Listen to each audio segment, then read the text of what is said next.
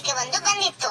ಇದನ್ನ ನಿಲ್ಸೋಕೆ Uttar Pradesh special task force ಬಂದು 20 KG RDX ನ ಹುಡುಕಿ ವಶಪಡಿಸಿಕೊಳ್ತಾರೆ.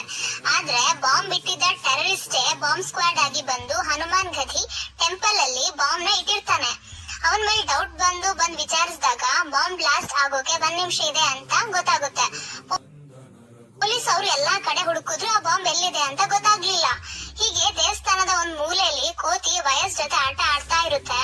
ಇದನ್ನ ನೋಡಿ ಪೊಲೀಸ್ ಅವರು ಬಾಳೆಹಣ್ಣು ಕೊಟ್ಟು ಕೋತಿನ ಅಲ್ಲಿಂದ ಕಳಿಸ್ತಾರೆ. ಆಮೇಲೆ ಅಲ್ಲಿ ನೋಡಿದಾಗ ಕೂಲರ್ ಒಳಗೆ ಬಾಂಬ್ ಬಿದ್ದಿದ್ದು ಗೊತ್ತಾಗುತ್ತೆ. ಅದ್ರ ಏನಂದ್ರೆ ಬಾಂಬ್ ಬ್ಲಾಸ್ಟ್ ಆಗೋಕು 3 ಸೆಕೆಂಡ್ ಇದಾಗ್ಲೇ ಟೈಮರ್ ನಿಂತೋಗಿತ್ತು. ಅಯೋಧ್ಯ ರಾಮಭೂಮಿ ಆಗಿರೋದ್ರಿಂದ ಸಾಕ್ಷಾತ್ ಆಂಜನೇಯನೇ ಬಂದು ಅಯೋಧ್ಯನ ಕಾಪಾಡ್ತು ಅಂತ ಜನ ಇವಾಗ್ಲೂ ನಂಬ್ತಾರೆ.